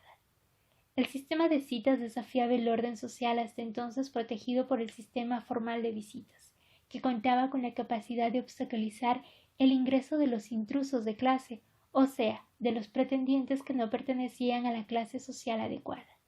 En efecto, las citas dejaban en una posición vulnerable a quienes no tuvieran acceso a los entre comillas buenos modales y a las normas de protocolo, pero al mismo tiempo gracias a ellas era más fácil que las clases se mezclaran.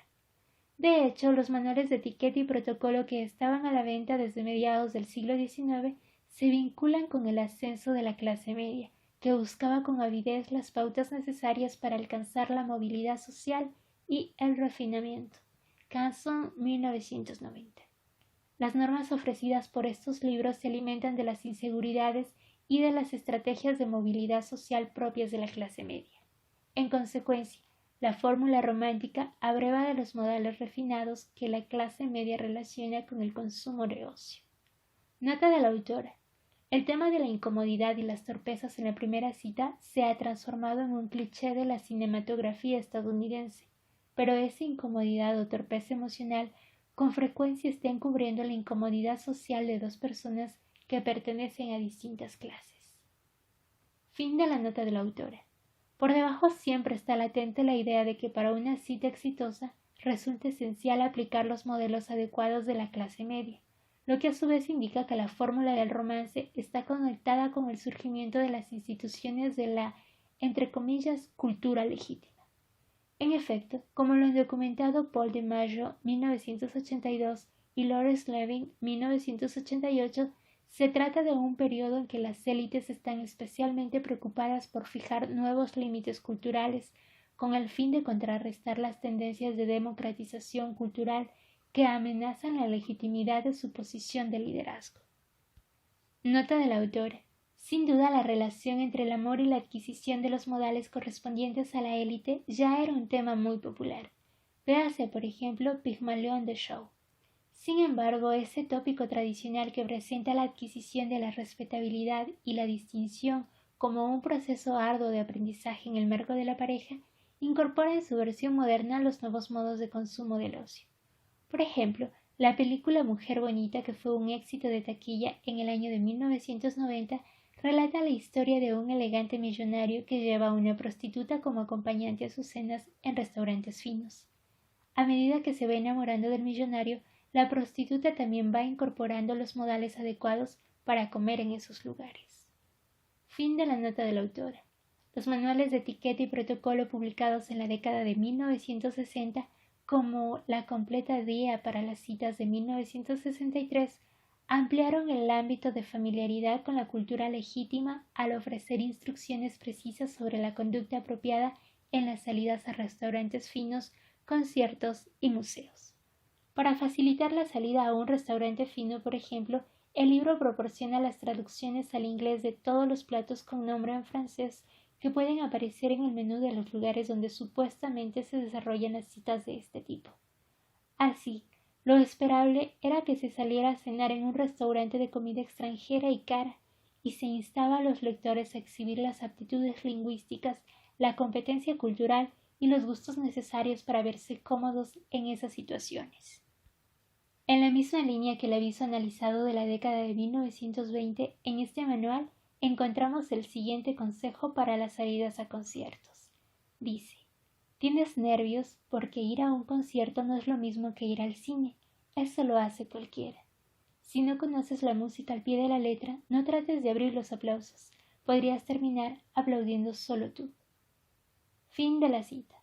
Este libro, que funcionaba como ayuda para la socialización de los jóvenes en materia de citas y relaciones románticas, ofrecía acceso al refinamiento y al capital cultural en simultáneo. Como se analizará con mayor profundidad en los capítulos 7 y 8, a medida que transcurría el siglo XX, el amor se iba entrelazando cada vez más con las nuevas formas de, entre comillas, distinción social. Por un lado, la disponibilidad de ingresos y tiempo libre para invertir en actividades recreativas, y por otro lado, el conocimiento y la práctica de las normas de cortesía adecuadas para cada tipo de actividad consumida en el marco de la clase media alta, o sea, lo que Bourdieu denomina capital cultural.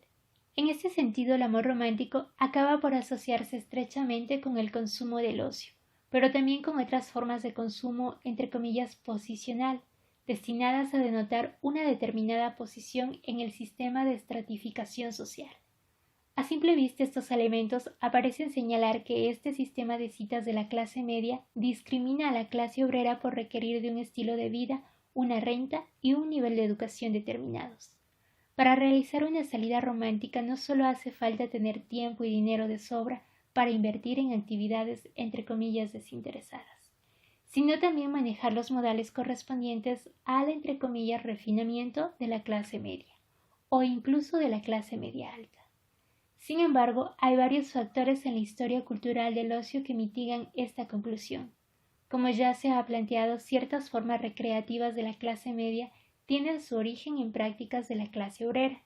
Es más, la mercantilización del ocio viene acompañada de un proceso de democratización.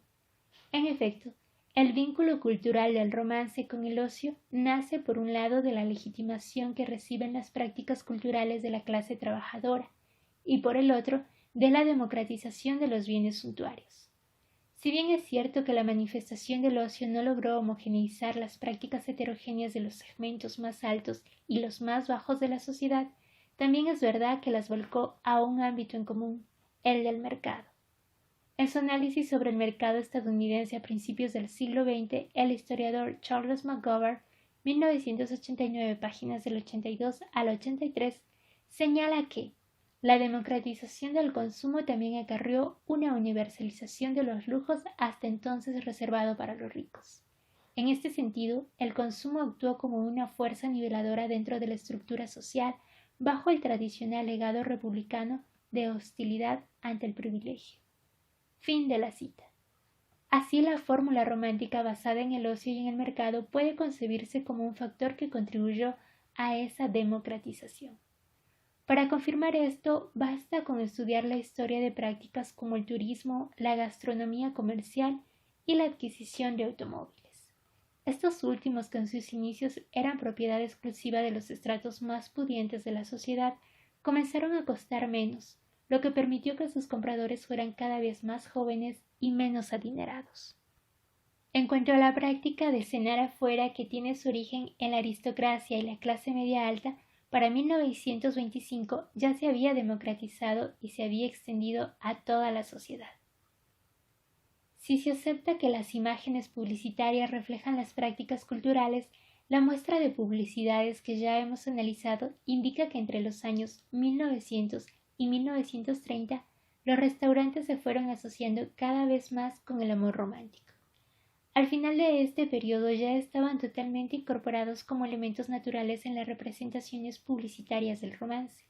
Por último, el turismo, que en su versión, entre comillas, educativa, formaba parte de la tradición aristocrática, comenzó a transformarse en una actividad popular, con bastantes diferencias de clase, a principios del siglo XX, gracias a la lucha obrera por conseguir más tiempo libre y a los emprendimientos comerciales de los promotores turísticos locales y nacionales.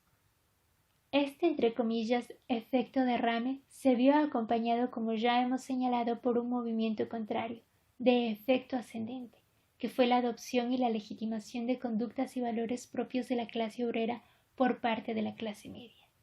En síntesis, los estilos románticos y las prácticas recreativas de la clase media y de la clase trabajadora, que en un principio se enfrentaban, acabaron por fusionarse mediante dos procesos. Por un lado, la democratización de los bienes de lujo en el mercado de consumo masivo y por el otro, la apropiación y la legitimación de cierto estilo característico de la clase obrera por parte de la clase media. En la siguiente carta de una lectora a la revista Photoplay se pueden observar los diversos factores de clase que subyacen al sistema de citas.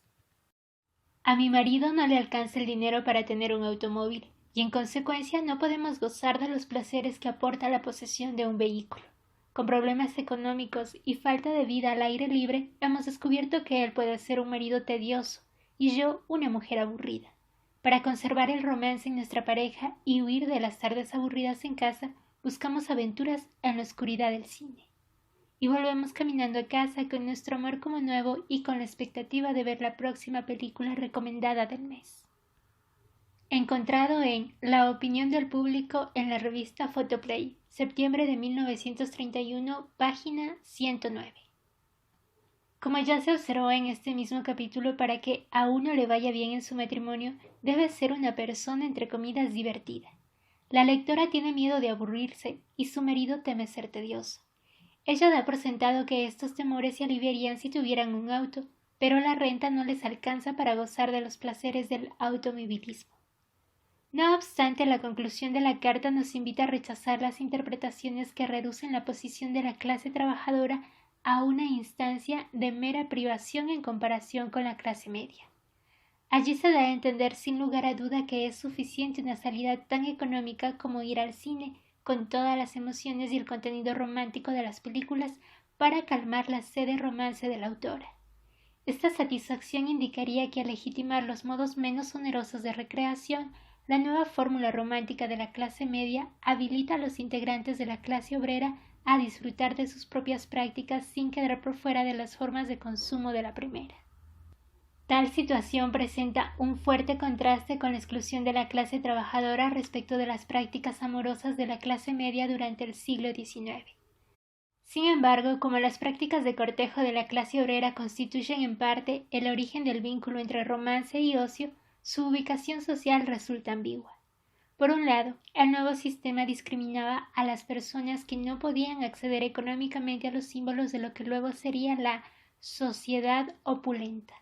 Por el otro, es posible que la incorporación de las prácticas más económicas a la utopía romántica y la democratización de los bienes de lujo hayan permitido que las personas con menos recursos participaran del juego de las citas. En su nueva versión, el sistema de citas incluía a aquellos que se habían quedado fuera del sistema de visitas, pero que sí podían salir al cine, a los salones de baile y a los parques de diversiones. No obstante, al mismo tiempo los excluía porque carecían de los medios para acceder a los bienes de lujo más caros que se consideraban necesarios para el ideal prototípico de romance.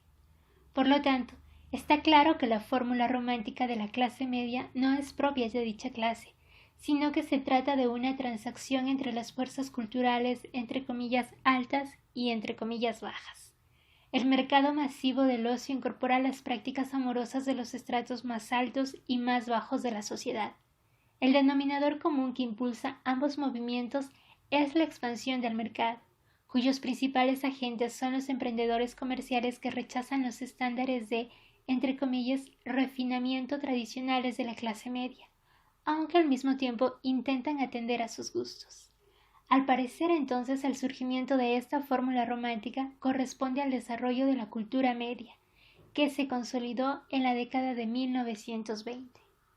Si bien este proceso había comenzado en el siglo XIX, las tecnologías de la cultura y el ocio que se estaban difundiendo a una velocidad vertiginosa se prestaron fácilmente al planteo de que la cultura alta debía, entre comillas, democratizarse, y las prácticas de la cultura popular debían adaptarse e incorporarse a la clase media. Se pueden presentar dos objeciones a esta idea de la economía política del romance. La primera sería que resulta más provechoso analizar la mercantilización del romance en términos de políticas de género que en términos de economía política. En su excelente trabajo sobre la práctica de las citas, por ejemplo, Bell en 1988, sostiene que la expectativa de que pague el varón debilita el poder que la mujer tenía tradicionalmente en el proceso de cortejo y le transfiere ese mismo poder al pretendiente, con lo cual está pensando no ya en un sistema que regula las relaciones de clase, sino en uno que regula las relaciones de género. En tanto se espera que los hombres paguen, estos adquieren el derecho a iniciar o terminar el encuentro romántico.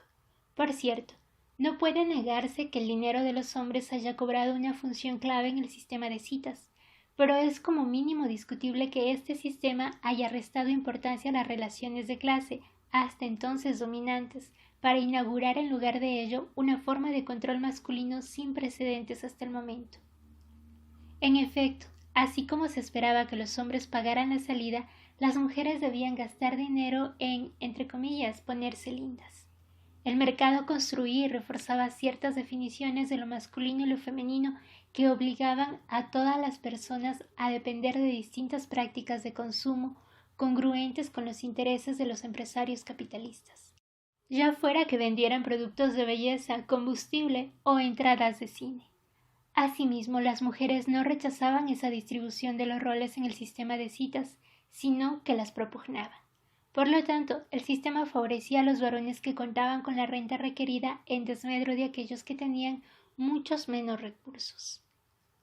Es más, si bien es cierto que el mercado reforzaba la definición de lo femenino basado en los conceptos de, entre comillas, seducción y belleza física, la combinación del ideal de romance con el etos hedonista impulsado por el consumo deriva paradójicamente en un discurso de liberación personal que dota a las mujeres de mayor potencia y mantiene ideales más amplios de realización personal, autonomía e igualdad de derechos.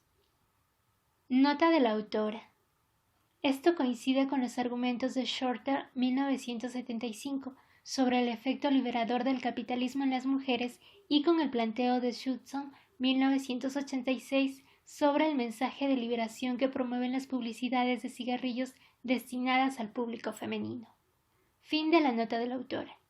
Ese discurso ya estaba presente en el concepto del amor romántico como fundamento para la elección de una pareja, en tanto dicho amor, por definición, contiene la idea de que la elección debe ser libre y de que los sentimientos deben ser iguales y recíprocos. Ciertos valores como la liberación y la expresión del yo, propulsados por la cultura del consumo en general y la publicidad en particular, subrayan esa imagen del sujeto amoroso en tanto ser autónomo. Es más, al trasladar el encuentro romántico de los confines del hogar a la esfera pública y anónima de la recreación, el sistema de citas incrementa la cantidad de posibles candidatos disponibles para las mujeres y hace que se sientan más autónomas y habilitadas. Por último, la retórica del consumo que domina el surgimiento del sistema de citas tiende a asumir en sí mismos las identidades masculinas y femeninas, sin distinción de género, con lo cual erosiona la propensión de dicho sistema a polarizar esas identidades. Para mayor información, véase el capítulo 3 de este mismo libro. La segunda objeción posible ante el planteo de que las funciones de los bienes de consumo en la formación de parejas responde al capitalismo consumista podría provenir de los especialistas en antropología de la familia. Es sabido que en la mayoría de las sociedades el matrimonio está marcado por el intercambio abierto y explícito de bienes. Véase Goody 1973. Por lo pronto, esto es así en las sociedades preindustriales y hasta cierto punto en las sociedades no occidentales de la actualidad. ¿Por qué no pensar entonces que el intercambio de bienes en la formación de parejas dentro de las economías de mercado es una instancia más de esta práctica cultural tan difundida? Pues bien, ambos tipos de intercambio difieren en varios aspectos importantes. Primero, la ideología moderna del amor romántico se basa en la idea de que el, entre comillas, precio del novio y de la novia es ajeno al sentimiento romántico. En este tipo de amor se supone que el dinero y la posición social no deben interferir en los sentimientos. Por lo general, la elección de pareja basada exclusivamente en esos motivos se considera impropia. El ideal del, entre comillas, desinterés guarda un fuerte contraste con la noción explícita del matrimonio como operación económica, incluso lucrativa, que antecedió al auge del amor romántico moderno. De hecho, el rechazo de los actos entre comillas interesados o calculados se encuentra en el núcleo del ideal y la ideología actual sobre el amor romántico. Así, en contraposición con la naturaleza abiertamente interesada del matrimonio tradicional, la naturaleza del romance moderno es de carácter desinteresado. Segundo, mientras que el matrimonio premoderno implicaba un intercambio concreto entre dos personas o dos familias, el consumo de ocio en el marco del amor romántico actual no supone en términos estrictos un acto de intercambio, sino una participación conjunta en la compra de bienes ofrecidos por el mercado. Es decir, que quien recibe la contraprestación a cambio de los bienes es el mercado, no el novio o la novia. Además, en el matrimonio tradicional los bienes que se intercambian suelen tener un valor instrumental y ser duraderos, de manera tal que sirvan para satisfacer necesidades físicas y aumentar el patrimonio. Por su parte, los bienes que se consumen en el marco de una relación romántica moderna son perecederos y presenciales, adquiridos solo para obtener placer y por lo tanto asociados con características hedonistas. En tercero y último lugar, el valor material de los bienes que se intercambian en el matrimonio tradicional tiene como objeto sellar el vínculo entre las partes y sus familias o clanes, pero el intercambio no equivale al acontecimiento del matrimonio. En el sistema moderno de citas, en cambio, el consumo de bienes se transforma en un fin por sí mismo, en la obtención de un grado de intimidad que solo es temporal. De hecho, como la característica cultural más novedosa de ese fenómeno es precisamente que las citas no suponen un posterior matrimonio, el periodo de salida suele estar signado por un alto nivel de actividades de consumo en las que dos personas interactúan con el mundo de la cultura pública que los rodea y se van conociendo dentro de ese marco. Nota del autor. Se podría objetar que los integrantes de la generación de posguerra se casaban a una edad mucho más temprana que sus pares de la época victoriana, quienes no estaban tan duchos en la práctica de las citas. Sin embargo, aquí no se postula que el sistema de citas cause una postergación del matrimonio, sino que, en términos generales, favorece la formación de relaciones cuyo fin no es necesariamente el matrimonio. Fin de la nota de la autora. Por eso, en el ideal moderno, el propio acto de consumo constituye y crea el momento romántico. La fórmula moderna del romance ha infundido en los bienes una vida emocional y simbólica bien diferenciada de su mero valor económico como tales. También lo ha hecho en las tecnologías de comunicación de las cuales estos dependen. La función de los bienes en el marco de las prácticas románticas actuales es novedosa porque estos estructuran los límites concretos de esas prácticas y son repetibles ad infinitum o, entre comillas, reciclables. Su carácter hedonista y perecedero, así como su intensa carga simbólica, señalan la existencia de una economía cultural posmoderna del romance, que se analizará en la próxima parte de este libro. Conclusión. Los analistas de la cultura suelen dar por sentado que el contenido de ésta no es independiente de las condiciones sociales y económicas en las cuales se produce, aunque la naturaleza de esa entre comillas dependencia y el grado que alcanzan son temas muy debatidos. Si bien el mercado ocupa un espacio central en el marco, el presente análisis no ofrece un modelo causal que explique la fórmula comercial del romance en términos de las, entre comillas, necesidades funcionales de las fuerzas del mercado, consideradas como fenómenos ineludibles que todo lo abarcan. Como se ha planteado hasta aquí, esas prácticas de consumo basadas en el mercado se vieron impulsadas por la evolución en las definiciones culturales del amor y del matrimonio, que atribuían un nuevo significado a la adquisición de productos de belleza, servicios de recreación y otros bienes terrenos.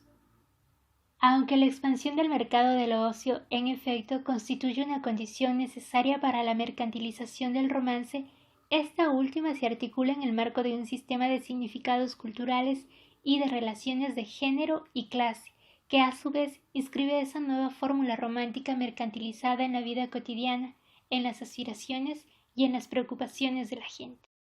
En otras palabras, la mercantilización del romance no puede separarse del incremento en la avidez cultural por entre comillas bienes, tales como la eterna aventura y la abundancia de tiempo libre. Una avidez que reviste de importancia y de deseabilidad a todo aquello que ofrecen los empresarios culturales del ocio. Como hemos observado durante los primeros años del siglo XX, se genera un vínculo cada vez más estrecho que enlaza los nuevos mercados del ocio y de los bienes para el cuidado personal con el cortejo, el matrimonio, el romance y el amor. A medida que se lo va asociando con ciertos símbolos de opulencia, el sentido del adjetivo entre comillas romántico se modifica para referirse cada vez más a un clima y a un tipo de escenario propicios para determinados sentimientos. La posibilidad del romance llega entonces a depender de una puesta en escena correcta, ya sea en un cine, en un restaurante o en un salón de baile, como se ve en las películas y en las imágenes publicitarias. A su vez, esa dependencia se ve extendida por la presión para consumir que se inmiscuye en el seno íntimo del matrimonio. Ahora bien, resulta paradójico que al mismo tiempo que se agudiza la distinción entre las experiencias románticas intensas, pero efímeras, y las relaciones sólidas, pero esforzadas, también se desdibujan los términos de esa distinción, puesto que el nuevo ideal del amor y el matrimonio prescribe la combinación de los placeres impetuosos y fugaces con los modelos domésticos de la compatibilidad de caracteres y el autocontrol racional como cimientos del amor. En los capítulos 5, 6 y 7 veremos que el borramiento de esa línea divisoria entre el llamado romance y el llamado amor eterno, o más bien el intento de fusionarlos en un modelo único, ha tornado problemática la capacidad de elegir entre dos repertorios culturales y emocionales que resultan incongruentes. Esta nueva fórmula del romance, contradictoria por definición, surge de las luchas sociales y simbólicas entre distintas cosmovisiones. De hecho, la resistencia inicial ante la introducción de los valores hedonistas en el seno del matrimonio pone de manifiesto un conflicto más amplio, que se da entre la ética hedonista de la esfera del consumo, ejemplificada por el modelo del romance, entre comillas, ardiente, y la ética, entre comillas, protestante, tradicional del trabajo y la esfera de la producción, con valores como la moderación y el autocontrol que también se consideran centrales para la familia. Así se puede trazar un paralelo entre la ética hedonista del consumo y el etos romántico de la búsqueda de placeres fugaces, pero también entre la ética empresarial y el etos romántico orientado a la construcción de vínculos resistentes basados en la razón y en el control. A partir de la famosa tesis de Daniel Bell, 1976, planteamos entonces que ya a principios del siglo XX existía una disociación entre un ideal del amor basado en los tópicos y las imágenes de la esfera del consumo y otro basado en los valores y el discurso de la esfera de la producción. Nota de la autora. En los capítulos 5 y 6 se analiza precisamente el modo en que estas dos éticas incompatibles del amor se han desarrollado en la cultura estadounidense contemporánea. Fin de la nota de la autora. A diferencia de Bell, sin embargo, consideramos que la contradicción entre estas dos éticas se subsume en un orden de racionalidad más abarcador, el del capital en su sentido más amplio, tanto cultural como económico. En efecto, al incluir dentro de sí la cultura de la respetabilidad y el entre comillas refinamiento propia de la clase media, la nueva fórmula romántica incorpora también ciertas formas de capital cultural. Según Bourdieu, este último se expresa en la familiaridad del individuo con la cultura legítima, que a su vez ubica a ese individuo en un sistema de clasificación y diferencias sociales. Al mismo tiempo que la cultura tradicional y entre comillas legítima del progreso económico y la respetabilidad en la conducta romántico-sexual continúa ejerciendo su influencia. Los hombres y las mujeres esperan también que sus parejas demuestren cierta familiaridad con las normas del modelo de citas. No solo se pretende que hombres y mujeres consuman ocio, sino que al hacerlo exhiban un grado de familiaridad con la cultura legítima de la clase media. Así la nueva fórmula supone una relativa opulencia, pero también un conocimiento de los modales que califican a la posible pareja de, entre comillas, respetable y, entre comillas, culta. Por lo tanto, las nuevas definiciones del romance no constituyen la expresión ineludible de las fuerzas del mercado, sino más bien un modelo cultural que articula fuerzas económicas en el marco de las relaciones de clase. Nuestra resistencia a adoptar un modelo causal, entre comillas definitivo, del cambio cultural responde al carácter mismo de las transformaciones que aquí se analizan. Esta nueva economía política del romance no se funde exclusivamente en las fuerzas económicas desatadas por el capitalismo de consumo, pero tampoco es un resultado directo de las tendencias culturales emergentes. Nota de la autora. Este fenómeno sirve como ejemplo para la propuesta de Bourdieu sobre la dimensión práctica de los bienes, en tanto reflejan y reproducen las posiciones y las relaciones sociales, y su dimensión cognitiva, en tanto funcionan como dispositivos simbólicos que organizan las relaciones sociales y económicas. Fin de la nota de la autora. Más bien se podría decir que presagia la reconfiguración de las relaciones entre lo cultural y lo económico, característica de la cultura posmoderna en la posguerra. Como confirman diversos especialistas, lo que define a la cultura posmoderna es el crecimiento excepcional de la esfera cultural frente a la esfera económica. Esto no significa que la primera haya anulado a la segunda, sino que mediante la triple articulación del consumo, el ocio y los medios masivos, la zona de control del capitalismo se ha trasladado de la esfera de la producción a la esfera de la cultura. Por lo tanto, el ideal de romance en la era posmoderna está firmemente asentado en los discursos y las instituciones que crearon los empresarios culturales del capitalismo. Todo esto constituye el marco dentro del cual procederemos a analizar las prácticas románticas de la actualidad.